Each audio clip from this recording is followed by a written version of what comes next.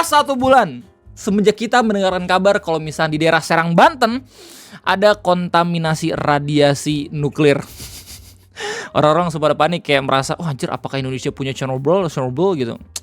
Coy, jangan pesimis kayak gitu lah. Bismillah, semoga masih tetap bisa didekontaminasi. Dan di video ngopi ini gue bakal kasih tau kabar kelanjutan dari radiasi di Banten ini. Yang kita tahu kalau misalnya kemarin tuh terakhir kira-kira 4 minggu yang lalu cuma ada 2-3 perusahaan yang terdeteksi. Sekarang udah ada 24 perusahaan. Dan mungkin salah satu perusahaannya itu pernah kalian gunakan produknya. Jadi untuk meningkatkan aware, gue bakal kasih tau ke lu semua terkait adanya hal ini. Jadi selamat datang di Ngopi, ngobrolin persoalan Indonesia bersama gue, your favorite Uncle Om Ray. Kira-kira 4 minggu yang lalu juga Om Fajrul FX itu kolaborasi ya, diundang buat ngobrol bareng orang yang punya tanggung jawab untuk membereskan ini semua ya dari pemerintah. Lu silakan cek videonya, ini bagus banget gitu. Mereka nggak tahu gimana caranya buat dekontaminasi, terus habis itu ngelindungin warganya dan segala macem ya, meskipun ada berita kalau misalnya beberapa masyarakat di sana masih nggak ada yang mau pindah, soalnya ya mau gimana Pak kerjanya di sana. Dan kalau misalnya lu search nama gue di YouTube plus radiasi, lu bakal tahu God YMIWNA. 2 minggu yang lalu gue buat video Banten radiasi, Surabaya gue, Jakarta hujan mikroplastik. Di bawahnya radiasi Banten. Di bawahnya lagi wabah motor berebet di Jawa Timur. Dan di bawahnya lagi tutorial cara buat internet cepet. Ya, oh ya, privacy juga, butterfly effect. Ini tentang street photography, man. Hard mode anjir, orang tinggal di Indonesia. Dan di video ini kita bakal coba buat fokus untuk melihat bagaimana kelanjutan dari kejadian radiasi yang terkontaminasi gitu ya di daerah Serang, Banten.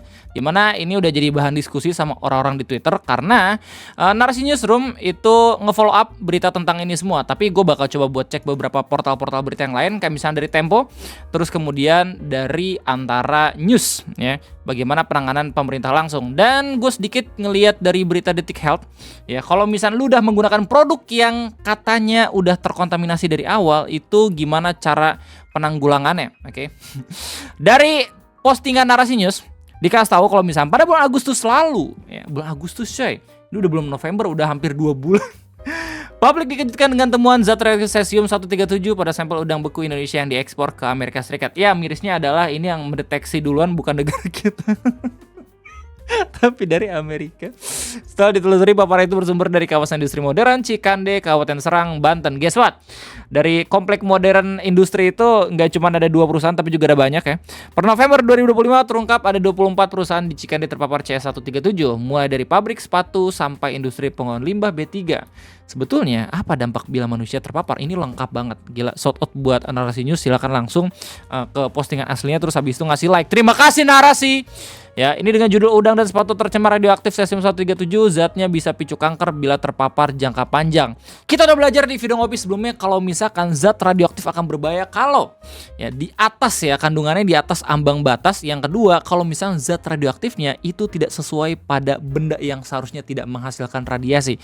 Nah, per November 2025 diberitakan ya kalau misalkan udah ada 24 perusahaan di Cikande yang terpapar CS137, mulai dari pabrik sepatu sampai industri pengolahan limbah B3.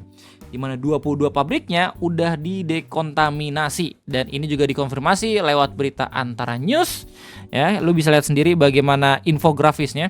Dengan 22 pabrik di Cikande rampung, Kementerian Perindustrian menyampaikan pembersihan atau dekontaminasi 22 pabrik yang terkontaminasi cesium 137. Gimana caranya Bang Ray di dekontaminasinya? Lu bisa cek sendiri ChatGPT, sebenarnya ada banyak banget caranya untuk ngedekontaminasi zat radioaktif katanya. Kayak misalkan diangkat material terkontaminasinya biar lebih safe lagi, terus habis itu ditaruh di perusahaan pengolahan limbah radiasi nuklir ya, terus habis itu penggunaan tanaman juga bisa, dekontaminasi air juga bisa, pelapisan atau isolasi, dan masih banyak lagi. Gue jujur masih belum terlalu into bagaimana caranya mereka untuk mendekontaminasi zat radioaktifnya. Cuma yang jelas, tujuannya jelas untuk menjaga kepercayaan pasar ekspor terhadap produk Indonesia, memastikan keamanan produk Indonesia yang beredar di pasar, menjaga investasi dan aktivitas ekonomi di Cikande tetap berjalan, dan memastikan keamanan lingkungan masyarakat dari bahaya kontaminasi radioaktif. Dan ini semua udah dikabarin sama mereka di tanggal 10 November 2025. Makanya di follow up lagi sama Narasi Newsroom. Oke, tapi masih ada 2 perusahaan lagi nih yang belum didekontaminasi. Mungkin emang kandungannya lebih banyak ya. Apa tuh CS137 kita udah sama-sama baca gitu ya dan belajar di video ngopi sebelumnya.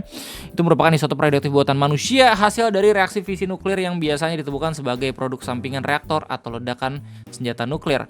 Udah ada pendapat juga dari peneliti ahli utama riset tenaga nuklir Badan Riset dan Inovasi Nasional BRIN, Pak Jarod Sulistyo Wisnubroto, yang kita bakal dengar nanti penjelasan dari beliau langsung, di mana beliau menyebutkan CS137 biasanya dipakai untuk dunia industri dan rumah sakit, dan dalam kasus negara kita, cesium 137 itu ditemukan di dunia industri.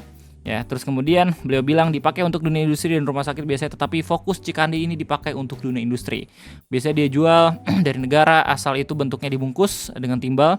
Kenapa timbal? Karena dia perisai yang bagus supaya radiasinya tidak sampai manusia. Apakah badan manusia punya timbal? Itu pertanyaan bodoh. Gak ada dipakai untuk apa? Itu dipakai di industri misalnya untuk mengukur ketebalan suatu bahan, entah kertas, entah apa yang lain, atau misalnya densitas kerapatan misalnya di pabrik rokok. Ya, ini diwawancarain di tanggal 6 Oktober 2025. Beliau juga bilang kalau misalkan untuk memakai CS137 diperlukan izin dan tak boleh sembarangan digunakan. Juga harus ada petugas proteksi radiasi bersertifikat untuk penanganannya. K3-nya nih K3 super gitu, saya udah ngurusin radiasi nuklir gitu, udah bukan proyek-proyek tukang lagi.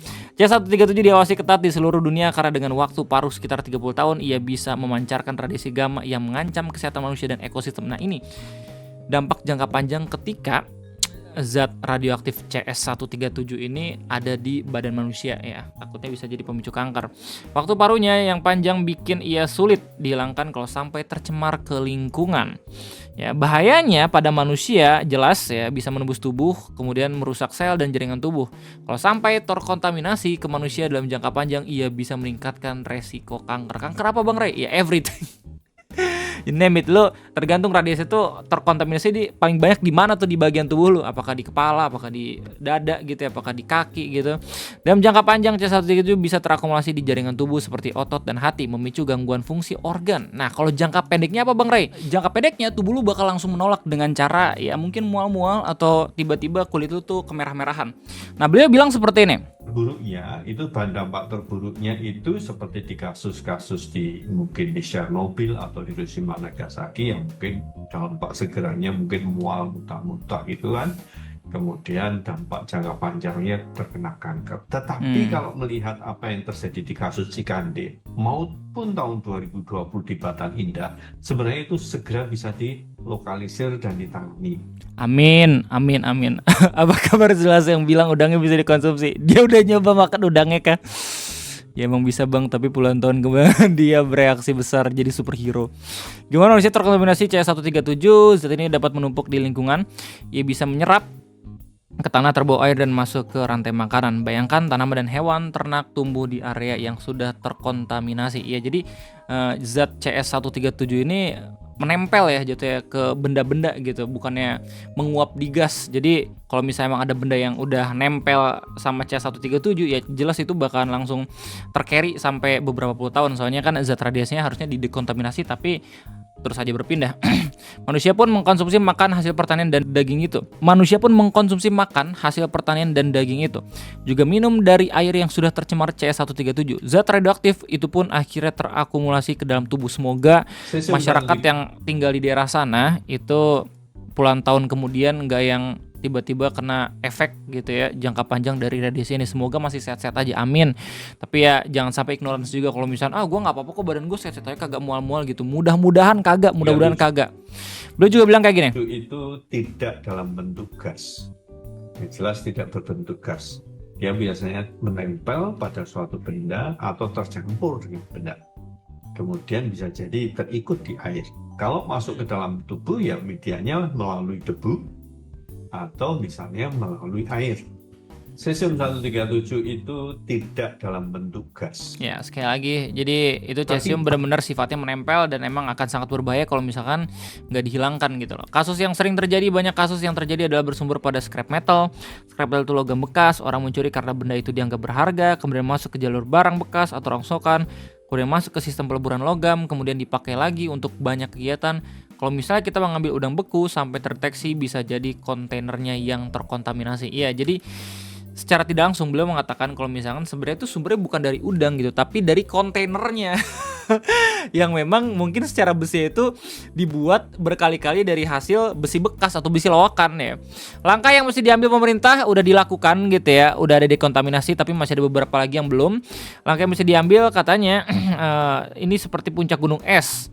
Ya, Pak Jarod menilai ada kemungkinan kontaminasi C7 terjadi di tempat lain. Dan guess what? Ini beliau ngomong di bulan Oktober dan ternyata di bulan November benar ada beberapa perusahaan lagi yang terdeteksi kalau misalkan mereka terkontaminasi radiasi.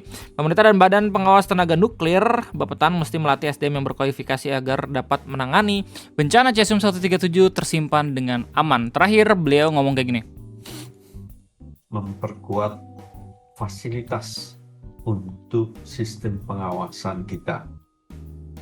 Satu, entah itu radiation portal monitor, anjay. Kemudian yang kedua, melatih sumber daya manusia yang menjaga pintu gerbang keluar masuk barang, baik itu pelabuhan maupun mungkin di suatu kawasan industri untuk bisa stay alert, waspada. Yang ketiga adalah perlunya orang-orang yang mampu menjelaskan ke masyarakat kalau kejadian berlangsung secara transparan dan jujur tapi tidak menakutkan. Yes.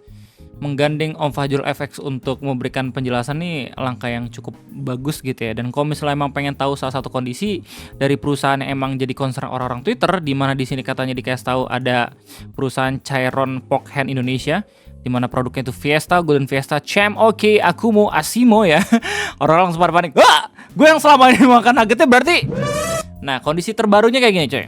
Jadi berdasarkan berita dari Tempo, Satuan Tugas Penanganan Kerawanan Bahaya Radiasi Radionuklida C137 menyatakan telah melakukan dekontaminasi terhadap pabrik PT Caroen Pokhen Indonesia yang menjadi salah satu fasilitas industri yang terkontaminasi radioaktif. Dinyatakan clean and clear ya pada 12 November 2025. Beliau juga mengatakan pemerintah sudah menyampaikan pemberitahuan kepada pemilik fasilitas industri untuk bisa kembali beraktivitas secara normal dengan selesainya proses dekontaminasi.